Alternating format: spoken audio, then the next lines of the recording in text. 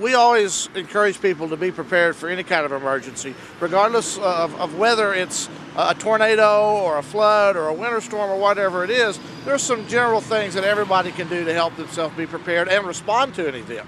And the first thing is to have a family preparedness kit. That is, make sure that you've got at least 72 hours worth of food and water, 3 gallons per person per day, some extra clothing, some blankets, a first aid kit, a fire extinguisher, so that you can take care of your family. And that's what we really encourage people to do when they find themselves in the midst of the disaster, in the immediate aftermath of that. Check on your family, make sure that you're okay, and then check on your neighbors. Make sure that they're good, or if they need help, call 911, get through to the police and fire and let them know that something is happened there and that assistance is needed. But being able to take care of yourself and your neighbors is a big step.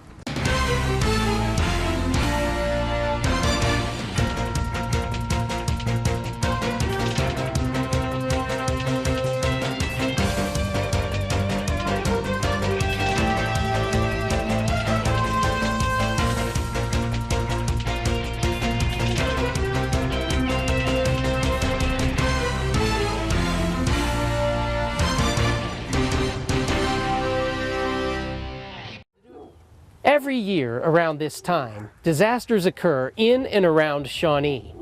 In this city report, our city government wants to keep you informed on what to do in case your family is in harm's way when disaster strikes.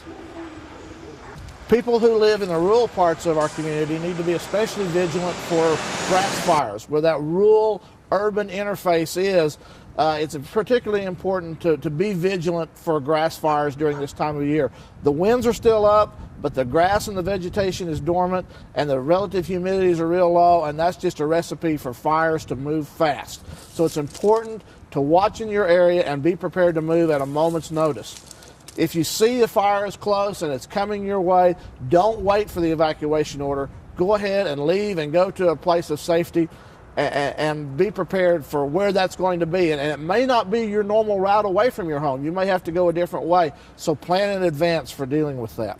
One of the things that you can do to help prevent your home from catching fire is to keep the grass mowed low, keep the shrubs and bushes and tree leaves away from your home so that there's not a lot of fuel right there up next to your home that the fire can get into, and that will help protect your home during a wildland fire situation. Of course, in Oklahoma in the winter, we get ice and snow, more ice and snow most of the time.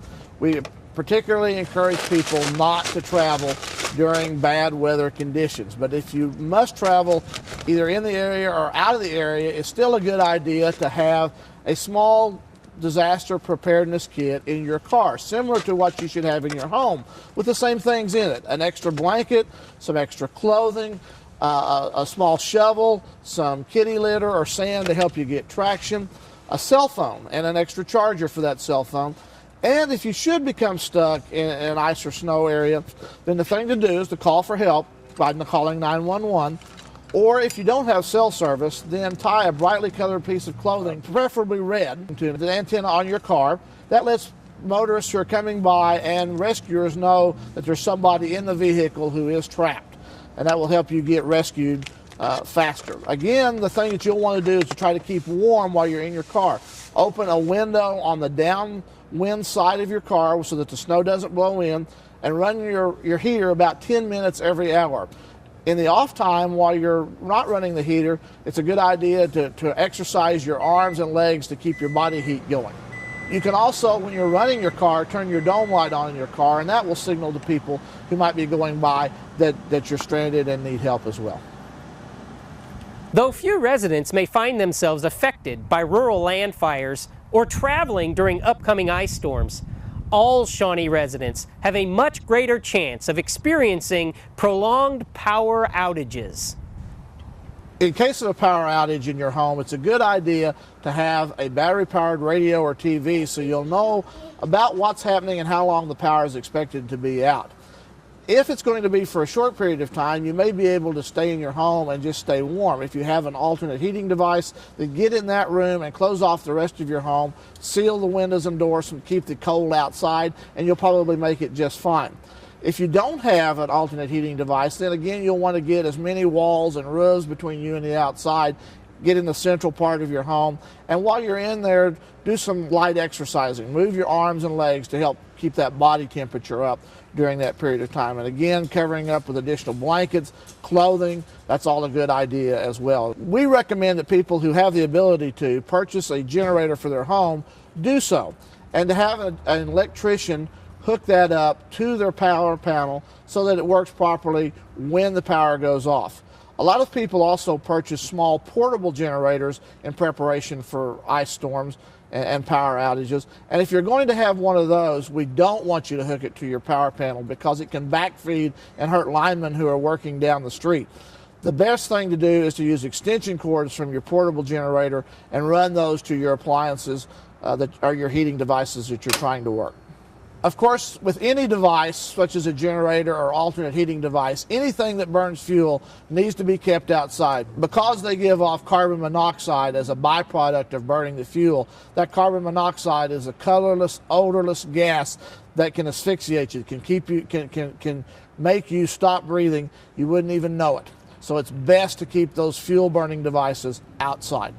If you are in a situation where it's too cold to stay in your home and you need to go to a heating station and don't have transportation, we ask that you call 911 and let them know, or contact the Red Cross, and we'll arrange for transportation to come and get you to that shelter.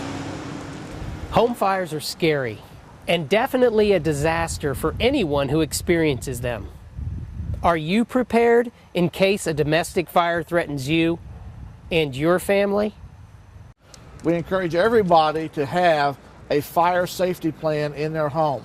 Of course, we recommend that every home have smoke detectors and fire extinguishers to help prevent fires as part of that fire safety plan. We also recommend that part of that plan is having 2 means of exit from every room in your house. Of course, your normal means of going in and out of the room through the door, but have an alternate route out of every room as well, such as through a window, so that if the door's blocked, you can get out in a fire situation. It's important that every member of your family know how that plan is going to work, what those 2 means of exit from every room are, and then once you're out, stay out of the home. Have a meeting place outside, such as a mailbox, a tree, the neighbor's front yard, somewhere where it's safe, away from your home, where your family can gather and you can make sure that everybody is accounted for from inside your home. Again, once you're out, stay out, don't go back in.